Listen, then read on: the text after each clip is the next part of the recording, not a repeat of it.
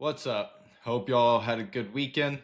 We're back, another episode of the Spulture Show, but today's episode is brought to you by Naptown's Notorious, telling stories for Indiana athletes. Indiana is home to some of the best sports in the world. It's one of the sports capitals in the country. We're very proud of our sports, have a lot of athletes that have gone on to do big things, and we're here to get those stories out there because not everyone has a platform to talk about what they've been through, good or bad. Right. So we're here to go through that. We're here to tell journeys of Indiana athletes. And today's episode of the Spulture Show is brought to you by Naptown's Notorious. So the first episode kicking this off is our first basketball interview. We got Bishop Smith, who's Warren Central grad, IU East all-time wins leader, all-time scoring leader, two-time NAIA All-American. He was a beast on the court. He's a coach now, coaching IU East, the assistant coach. I believe he's the only assistant coach there, so got a big role there. He talks about his squad, how they're doing this year, and his playing career, as well as a little bit of time with Fail Harder TBT. So he's got experience coaching a lot of different levels, playing at a lot of different levels. And yeah, it was cool of him to take the time to come on here, be the first basketball guest we've had on the Spulture Show and kind of kick off the Naptown Notorious stuff again. So yeah, appreciate it, Bishop. I'll quit talking. I'll let you listen to this interview. So here is my recording with Bishop earlier today. Yo, what's up, Bishop? What's going on, bro? How you doing? Good, bro. Rocking the Colts hat too. I like it. Now you got to represent the city. Yeah, Anything yeah. felt it was fit. Right. I know they're not playing today, but I still got to rep them. Absolutely. Yeah, bro. Thanks for taking the time today. Thanks for getting on here. I'm glad we could make this work. Uh, we'll just kind of run through your basketball career. Obviously, I met you in high school through like Desmond Goddard when you guys were at Warren. So I know a little bit of your high school career and kind of going after that. So I'll ask you some stuff about that, and then probably just start with a little bit like growing up and learn kind of like your how you got started playing basketball and up until high school. But just to start, this is Bishop Smith we got with us. He's graduated from Warren Central. He's the IU East all-time winner, all-time scoring leader. Currently their assistant coach, two-time NAIA All-American. What else? Coach of Fail Harder TBT team. We got to the quarters this past year, so there's a lot he's doing. He was training girls at Crestview Middle School for a while too. Is that right? Yeah, over at Creston Middle School in Creston, that's right. Yeah, yeah. So, yeah, you've been doing a lot, man. It's been cool seeing you grind and work your way up. So, good stuff. I mean, man, just to start from the beginning, I guess. I probably picked the ball up young, probably 5, 6 years old. My parents got me out there in youth leagues, Christian church leagues, anywhere I could play, honestly. Um, I don't think basketball got too serious for me probably until high school, though. Yeah, I started AAU kind of late. Growing up, I played multiple sports, baseball, football, which was good for me. I think it kind of kept me pretty well rounded as an athlete. And I made a ton of friends, met a ton of different people. Just really helped me kind of blossom into the player and person and teammate I needed to be. Just getting coached by a lot of different guys and having people pouring in my cup, I think was good for me growing up. So kind of, I'd say freshman year at Warren, I kind of narrowed it down. Going to a big school like Warren, if you're out at football in the fall, you might miss valuable time with the basketball team that might get you on the floor come winter, you know? So right, I right. decided stay away from football and baseball in high school, and kind of put all my eggs in one basket. Even Yeah, though they say do, I think everybody's situation is a little different. I think maybe had I went to a smaller school, I probably would have continued playing the other sports, but I may not have had the success I had in basketball. Kind of, actually taking time to invest in my game and, really work at my craft at a higher level, better right. focus.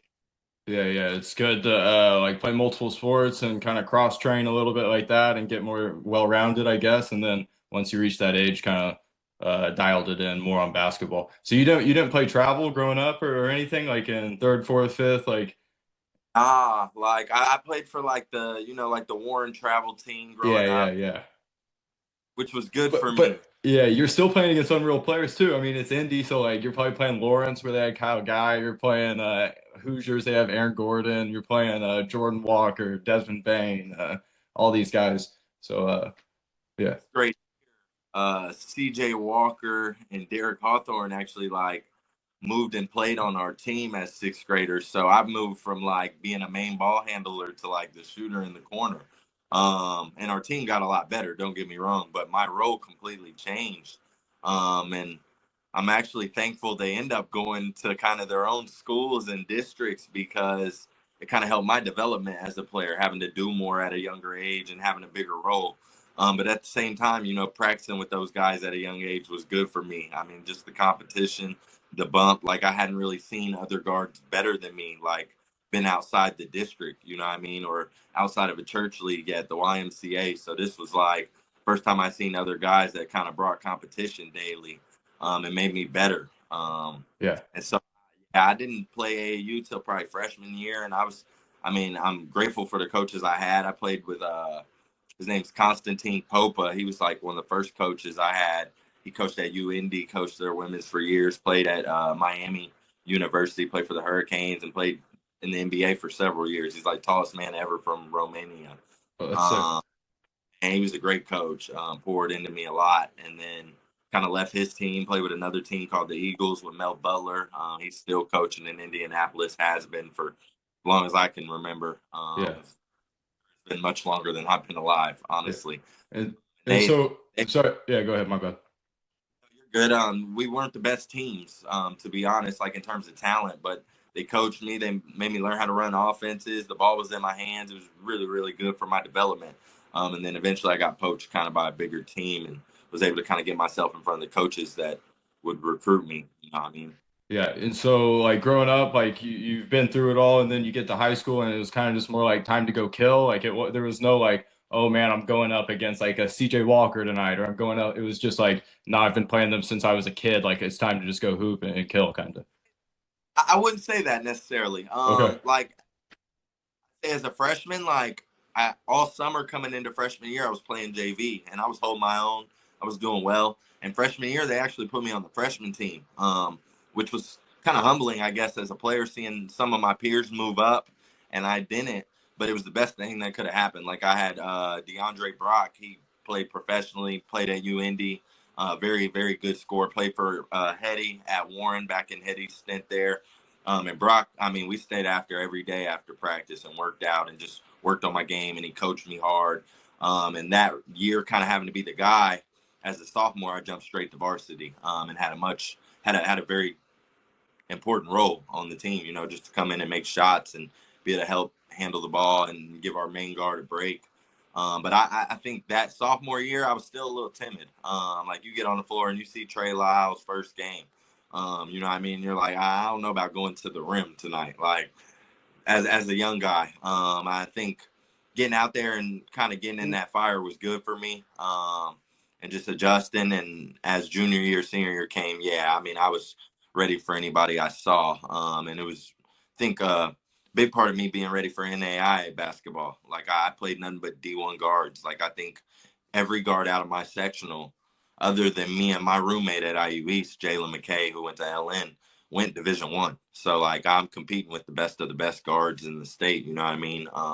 And putting up numbers and competing and giving my team a chance to win games. So I think that was great for me being prepared for college. Yeah. Um, Absolutely. Yeah, I remember I saw Trey Lyles. They played Cathedral when I was a freshman or sophomore, and I remember he dunked and like his feet were damn near still on the ground. Like it was a alley oop pass off the inbounds, like right under the basket, and he almost like pulled it down. It was like, dude, this I've never seen something like that. I'll never forget it.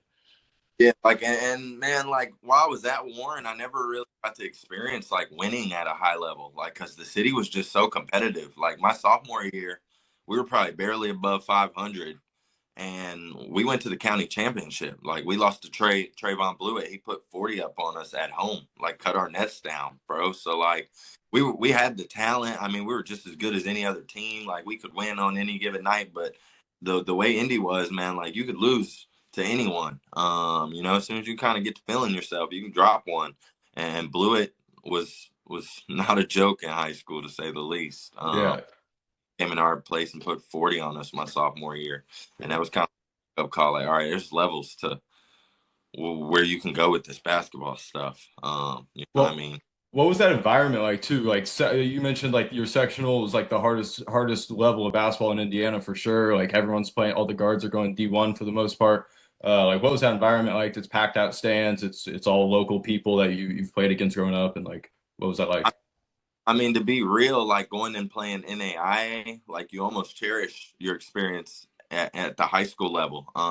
Just because it's more small college basketball, I mean, some environments get like that, but I mean, you don't see student sections and full packed houses of fans like you do in high school basketball, especially in the state of Indiana. You know what I mean? I mean, going to sectionals, like you can expect it to be a sold out crowd. I mean, filled to the top.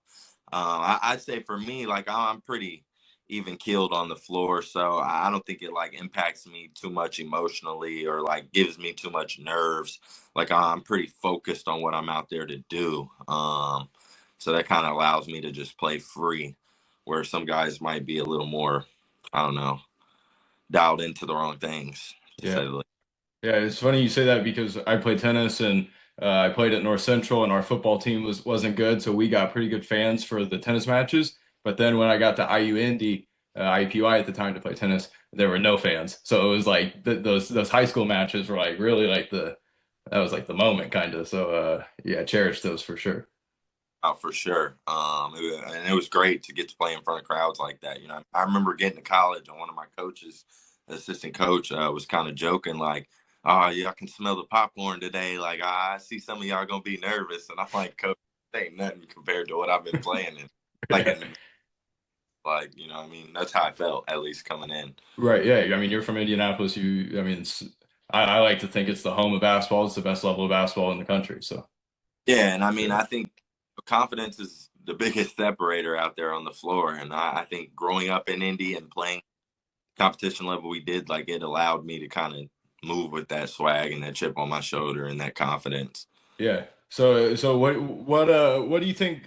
Maybe it's the confidence, but what do you think kind of changed? Obviously, I mean, you were a hooper all your life. Don't get me wrong. I've been watching your mixtape. We're gonna look at some highlights too in a little bit from high school. But like in college, you ended up being the all-time leading scorer at IU East. You like I think maybe you were the leading scorer on the team that took him to the Final Four, two-time All-American, all these things I've mentioned. What do you think? What do you think kind of helped you take that jump? Um, I would say one, just being able to make shots. I think like it gives your coach trust, it gives your teammates trust for sure. I would say too, like I didn't take any shortcuts when I got there. Like my freshman year, and sophomore year, I played behind an All American. So I'm coming off the bench and I'm our second leading scorer as a sophomore. So, I mean, I felt like practice kind of was really important to me. I feel like more so than other players, like I took practice very serious. Like I tried to perform at practice. I tried to kind of get into game mode every single day. And that allowed coach to trust me early, and my teammates too. And they kind of knew what I was looking to do when I got on the floor. I think it just really helped me kind of get the role I wanted as a player. Like I didn't kind of sit back and get told how to play. Like I kind of showed them who I was and what I brought to the table, and they kind of allowed me to be that over time. I think coming in right away, coach wanted me to be more of a point guard, which I was fine with trying to learn and do. But I don't think that was gonna keep me on the floor very long, young. You know what I mean? Versus me coming in and really impacting the game. Like, dang, we can't take him out right now. Like Yeah. that's how coach feel when you're coming off the bench. And that's what I did. I'd come off the bench. I might not come back out the rest of the half. Like, you know what I mean? Because, well, he rested the first 5 minutes. Like, he's good. Yeah. Young guy. So that was kind of my job. I felt like just put so much pressure on them to keep me out there. When And you say more of a point guard, you mean like kind of setting up the offense, more just getting the yeah, offense set up? I got you. up the offense. Just learning how to manipulate the game, which don't get me wrong was important. And I played point guard as well. So like I did have to handle that role. I just think over time, like my role and need to score for the team grew. Like I averaged 18 a game my junior year and like 22 a game my senior. But it wasn't because I was doing anything different than I came in doing as a freshman. I was just on the floor longer, and I got better at making the reads and the decisions that the game present. You know what I mean? When you get really good, it's kind of like creating the same game over and over again, and reads that you're familiar with and good at. Yeah, and like you said, it's kind of just it was like no shortcuts, right? It was just like putting in the work. So it's something you were always capable of. It was just like no shortcuts, putting that time in, locking in at practice, and And I was a gym rat, you know what I mean? Like I probably spent the most time in the gym. So to who could tell me not to shoot shots? Like, you know what I mean? Y'all see the work I put in, you know, I'm one of, if not the best on the team at this. Like they trust it whether I'm 5'9", 5'10" or not, you know what I mean? And I think NAIA is one of the few levels left where the small guard is still like appreciated. Like dude, if you see a kid 5'10" playing college ball, let alone starting or leading his team scoring, they're good. Like anytime I saw another small guard, I knew I was in for a night. For them to make it to that level, even it's damn because near huge in EuroLeague too, huh? The small guard, like Mike oh James, TJ Shorts. I feel like they got a bunch of guys that, yeah. I mean, and it's hard. Like they have their own advantages, you know what I mean. And then when you can shoot it from the outside, it helps a lot. And then you add in mid range, and you just polish things as a player. I would say the most slept on shot, though, and a lot of coaches may not like this, but I think for any guard, especially not even small guards at this point, what Division One and pro ball looks like. I mean, Division One is pro ball at this point. Is the floater. It's the most unguardable, unblockable shot to in the game. It's not an easy shot, so I think all guards should polish and be very good at. It's a very good go-to late shot clock and just to keep defenses timing off things like that. Yeah, I'm that's smiling because as a kid, I used to love that. Like I remember watching like Darren Williams. He'd always like go for a little floater or Chris Paul, and helps your touch and your yeah, feel of. That'd be my biggest advice to any kid. yeah. You got A couple more questions about college in the NAIA Final Four. What was that atmosphere like? We kind of talked about the sectional environment and atmosphere. How did that compare? And what was it like? Where was I it would and all that stuff? say, man, NAI is a special brand of basketball. It's like a small knit community. Like, you're here in Indiana, but if a kid in Iowa drops 40, like you're hearing about it. You know about their school. And they're playing somebody else maybe you already played. And you're kind of looking at matchups and you just hear things. So my experience was great. Going to the Final Four, like we actually went to Sioux Falls, South Dakota. So we're playing at the Sky Forces G League facility. Yeah, the Pentagon. Pentagon, and I mean it's beautiful, and just an amazing place to play basketball, to be honest. And so being there is kind of like a big AAU tournament. Like they take all the teams to the same place, you know what I mean? And we're all at different hotels in town. Yeah, they got that hotel right by the play. They had a tennis tournament there last year. I was at the same exact complex, so I shot in the Pentagon a little bit and stuff. Sick place, dude. Absolutely, yeah, it's Yeah, sick. And so, I mean, you get down there and they do like a big parade where they put all the teams on the court. We make like a big NAI sign, take a picture. You have a big banquet and dinner. They read off like this year's Hall of Fame inductees, which was pretty cool because the same year we went to the Final Four, one of my former high school coaches, Eric Brand, he's like a Bethel legend. He got inducted into the Hall of Fame while I was down there, so I got to like see my old coach get inducted. He was an assistant for me at Warren Central, coached at Southport for several years. Got to hang out and talk with him for a while, and it had been a while. And he got to watch me play.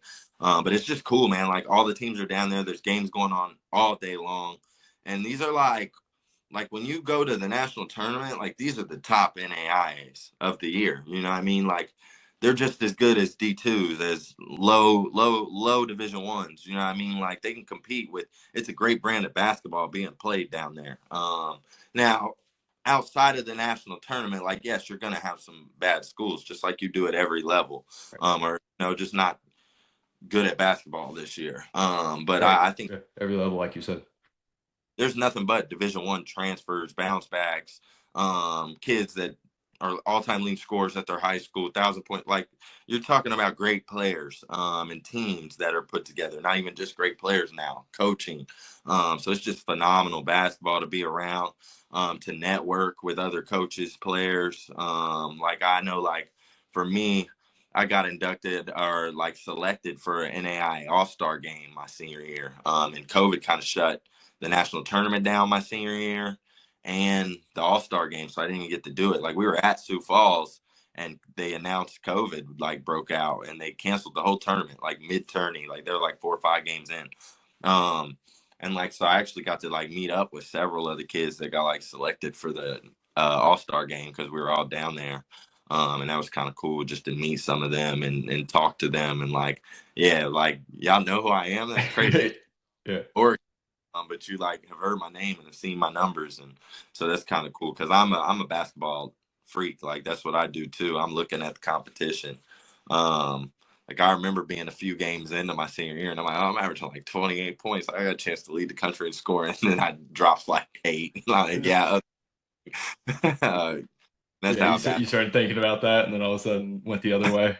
man, what are you doing? Yeah, Um, So it was great. Like, the whole experience, I think for me is exactly the level I needed to play at. Like, people always ask, well, like, why didn't you try to leave or, transfer or go up a level or, hit the portal? I'm like, it was just different back then, for one. Like, but two, like, I'm also real with myself. Like, I'm a 5'10" guard.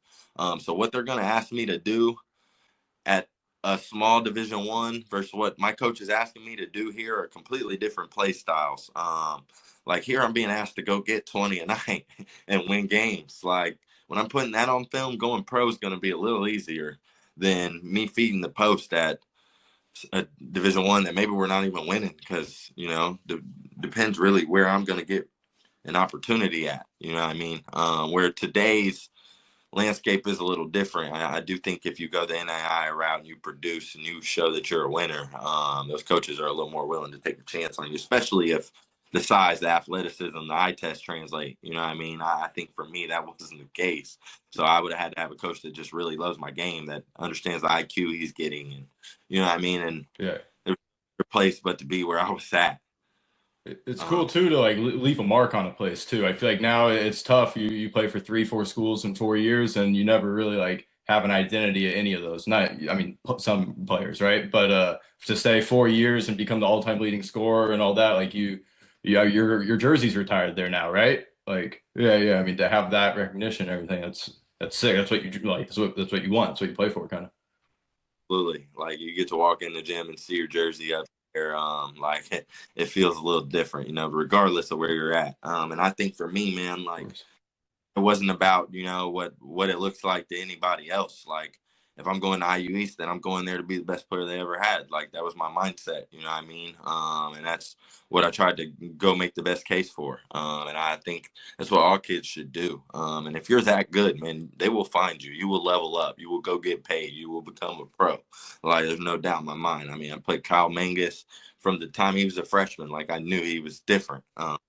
And he showed it at Indiana Wesleyan. Now he's been in the G League since. You know what I mean? He played overseas for a sec, but he's been in the G League straight out of NAIA. I mean, there's so many pros out of NAIA. So it's like, I think people hear it and they're almost like, oh, it's got to be worse than like JUCO and D3. Like, man, there's some NAIA teams that would blow the socks off of higher level teams. You know what I Yeah, mean? yeah. From year to year, and it changes just like at their level it does. It's hard to be that good for that long, and that's kind of where I'm at right now as a coach, is just trying to help our program get back to the standard we had set, and one that takes getting the right guys. I think getting guys that buy in, are one, talented, athletic enough to do what you're asking them to do on the floor, but two, just understanding as a coach how to put them in the best situation to be successful out there, especially at the college level. Like, it's not easy. I think, some nights you come out and your guys aren't having a good game and their guys that are guys are. And how do you fight that? Like, I'm learning a lot in just this first year. So I'm really excited to be here at the college level. Having done stints at middle school, AAU, high school, pro AMs, Yeah, TBT. Like I've been around a whole lot of basketball, so I know I'm going to be helpful. And so I'm just excited to kind of continue on in this journey yeah, as a coach and try to make this my full time forever. yeah. That's sweet, man. When you broke the record at IU East, also, did you do it on like a Caitlin Clark type of shot, or like what was the shot? Do you remember? Actually, I'm trying to think. I want to say it was free throw, which is kind Spotlight on you. Yeah, yeah. of, you know what I mean? But it's kind of cool because the coach whose record I broke, he was actually my assistant coach at the time, and spent a lot of time in the gym with me, just constructing my game, helping me as a player. So like I get to kind of look at the names I'm passing and like give respect to them on the way because I know how good those dudes are. Like Yeah, actually, only played 3 years there. So had he had his fourth year, there may not be a record for me to even touch, yeah, to be honest, as a player.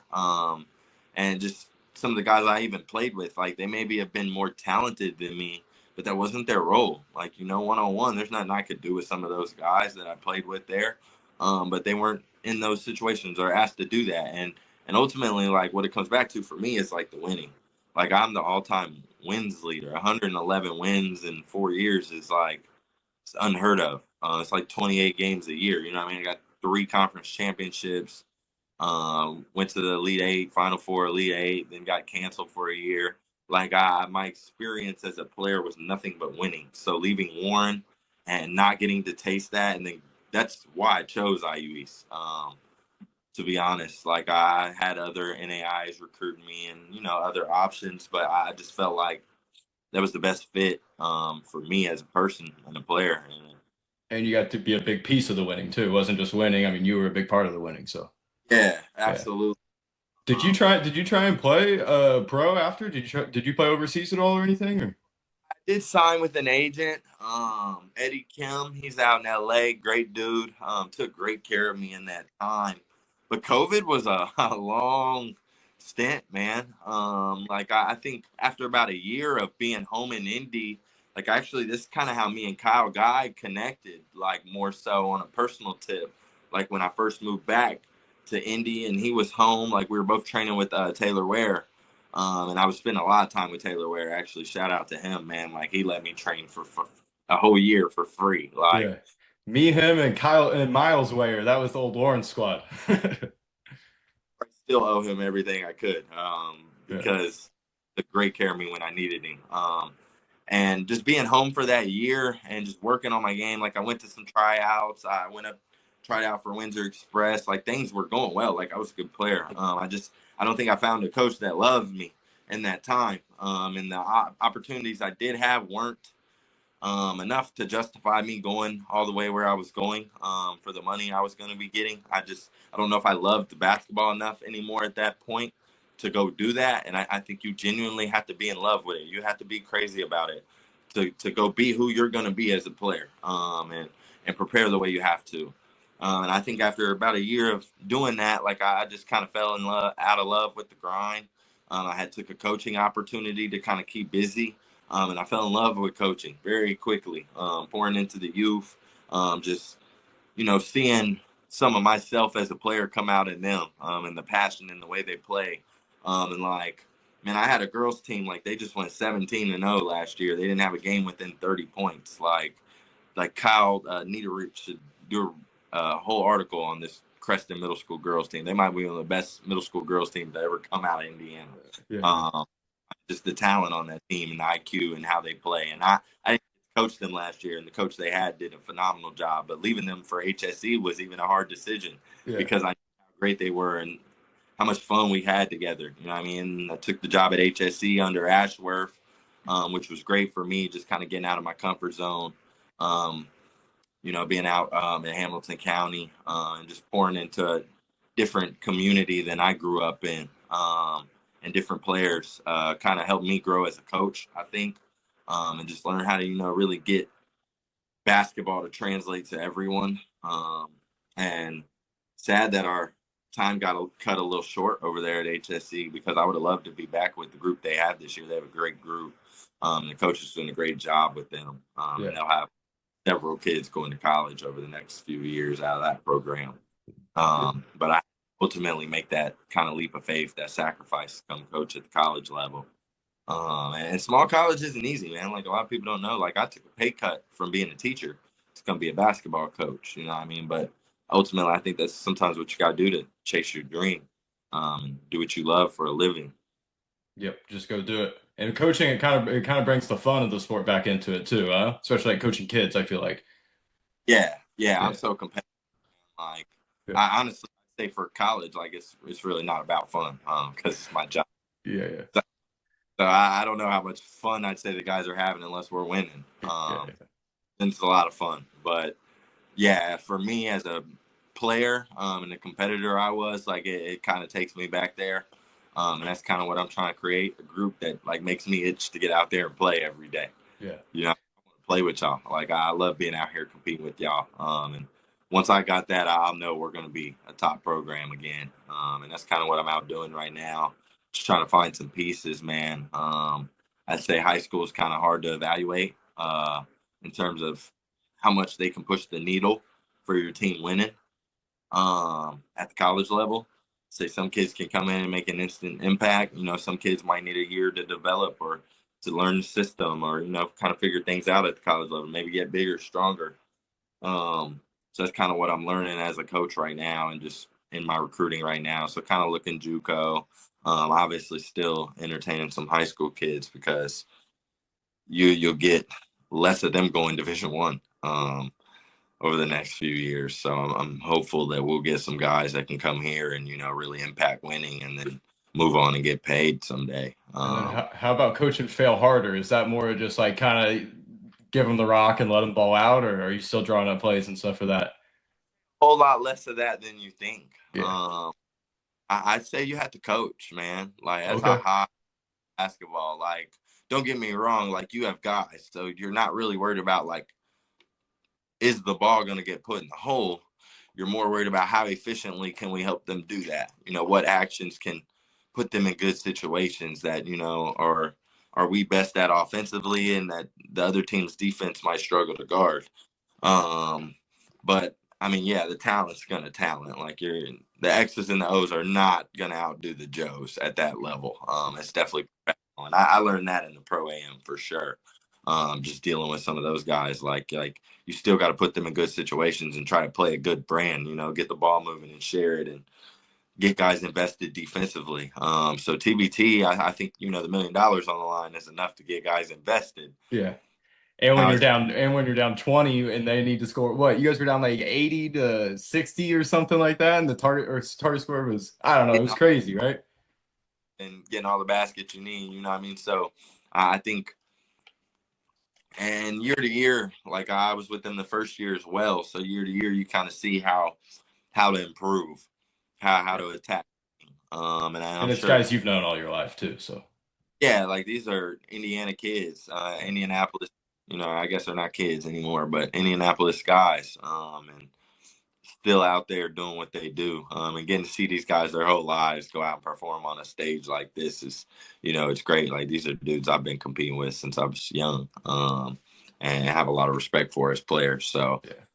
coach and just be a part of that is great. But nah, you're not yelling at them necessarily. I mean, you might yell if you need them to, if that's the communication level that we need to be at. But Yeah. it's it's a different type of coaching for sure. Yeah. Uh, I'd say colleges too.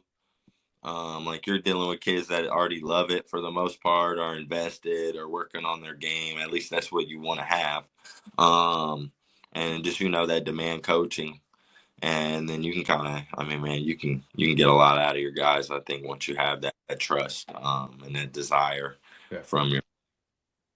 Gotcha. Well, thanks, bro. I appreciate it. Thanks for the time today. Is there any way for people to follow IU East, watch the games? Is there live streaming or anything like that? If you go to www.iueredwolves.com, IUE Red Wolves, you will see a schedule, and they have streaming for games. I know a lot of people aren't excited to make a trip out here to Richmond but I do think you can get on there and stream the games, and we seem to do pretty well for streams. I think we're like get like 500 streamers a game, which is pretty good at our level. Yeah. A little better, your Indiana Wesleyans and kind of bigger, better, financially suited schools are able to kind of pour in more streaming and stuff like that. But yeah, Yeah. I'd love more people in following us, man, keeping up with us. We're gonna have obviously some Indianapolis talent on the team. Got a kid from Greenfield last year, Mikey Johnson. He's been phenomenal as a freshman. He's leading us in like scoring and assist, I think, as a freshman.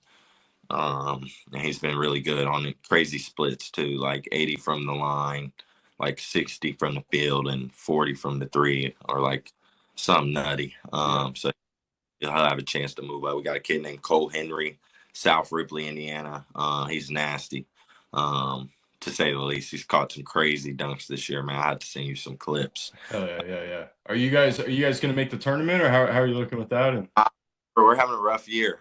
We were 9-3 non-conference, and got into our conference schedule. The Cole Henry kid I was just talking about was out a few games, and we just were on the wrong end of some tough losses. Man, we dropped like 6-7 games in a row, and kind of took ourselves out of our playoff chance.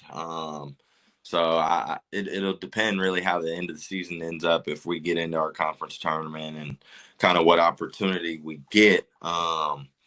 But I think we had 4 freshmen out there this year, so we were young, very, very competitive. A lot of games lost by just a couple possessions.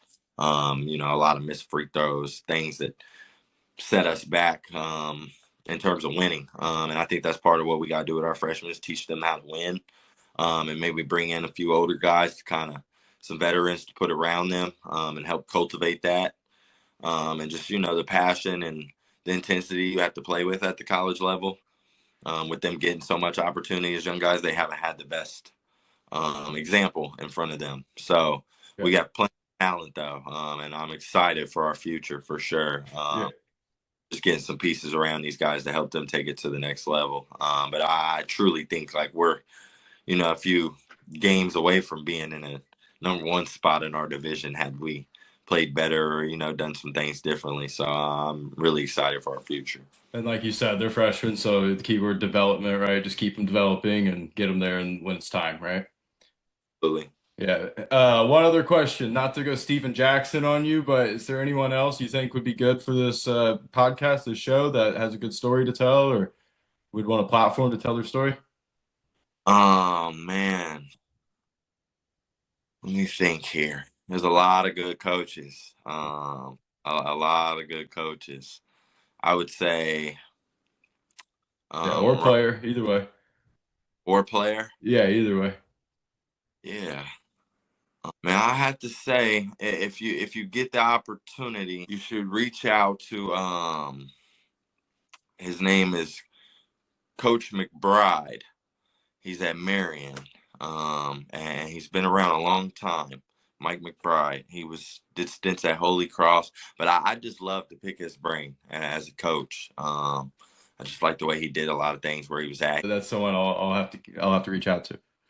You have to think about him, Yeah, yeah. but interesting just to hear his takes on basketball and schemes and motivation and getting guys to play hard, because he had some good groups out there at Holy Cross while he was there. He's seemed like a great coach, recruited me out of high school, and I didn't get to go play for him, but he would have probably been my next choice as a guy. So Awesome. All right. Well, Coach McBride, we'll look forward to that. But Bishop, thanks, dude. Thanks for the time. Congratulations on everything you've achieved and everything you've done, and keep pushing, dude. Keep going. I appreciate you. All right. Thanks, Bishop. See you, man. Yeah. So again, thanks to Bishop for his time coming on here, being the first basketball guest I've had. It was cool to talk to him. Cool to hear how it was growing up in Indy with so many great hoopers. His journey through it all, being a beast at IU East and now coaching. So yeah, thanks, Bishop. Really appreciate it, man. That was cool. Thanks for doing that. I was hoping to kind of break down some highlights of his that we had. We didn't get to do it. The timer ran out on us on Zoom, but I do want to take some time just to show a couple of his buckets that he had in Warren Central in high school. So here you go. One of them, he makes the defender, or like four of them, look silly.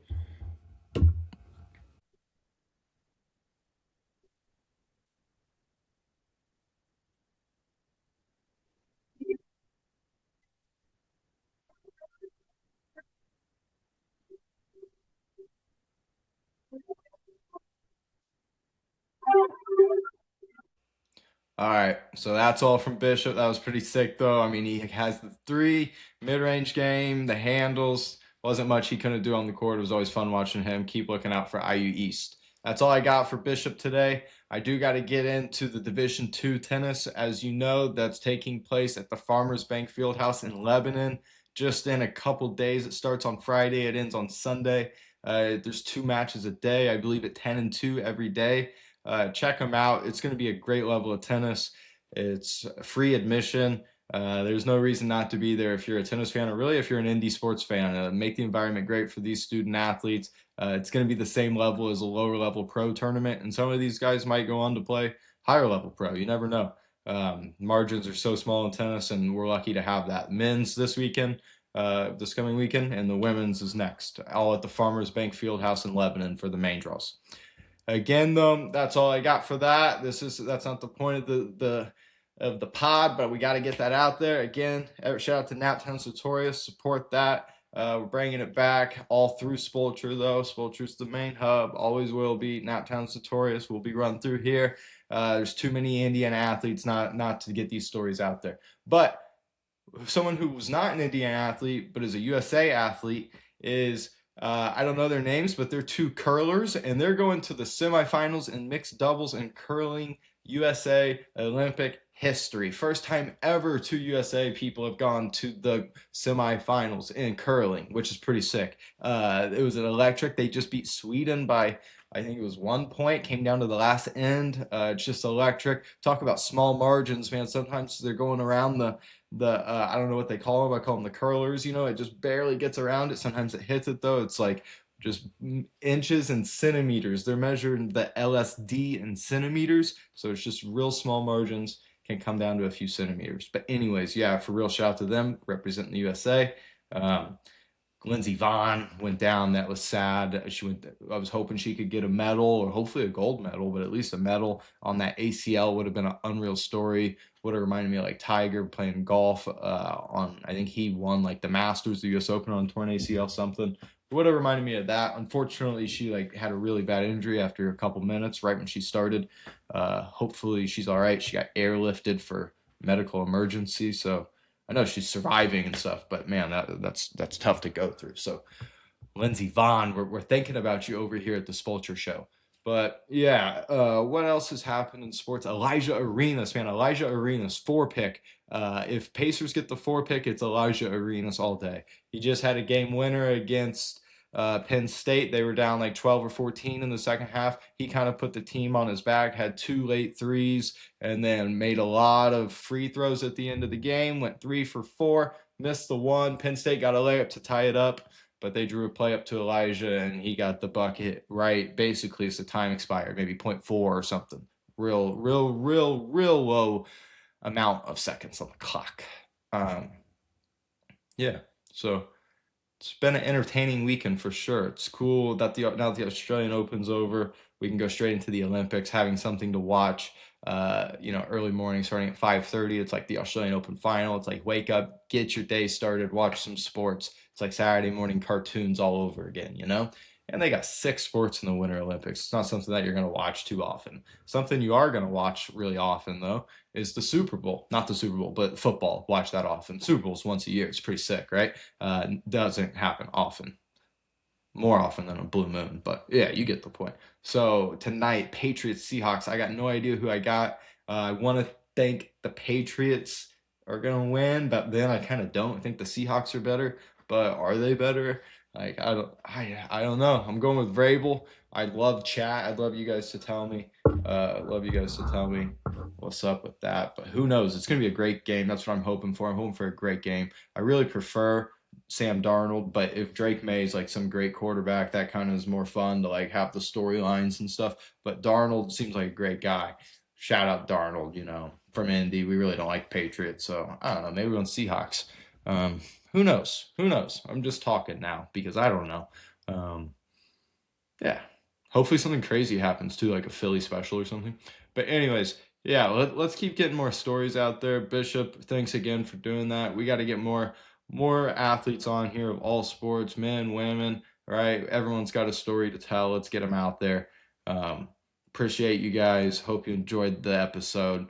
Hit me up if you got a story to tell. Spulture, Instagram. You can find some Naptown's Notorious stuff on spulture.com. You can follow IU East at the live stream that Bishop said earlier in the episode. And last but not least, you can find all the Naptown's Notorious writings from the previous athletes that have written some. Shout out to them. There were probably 25 of them. I'm not going to read all their names, but you know who you are. Joey Perkins, Alex Tolliver, Dr. Brandon Curry, Marcus May, Dylan Wolf, Duncan McClarty. Yeah, shout out to all you guys who wrote one. Morgan Mello. Yeah, I'm leaving people out, disrespectful. AJ Mahindran, there are a lot of them. Stephen Christie, who knows that guy? But anyways, shut up, dude. So here we go. Episode over. Enjoy the Super Bowl. Have some fun. Enjoy this episode. Enjoy the next episode. Enjoy life, man. That's what it's about. See ya, everybody. Bye.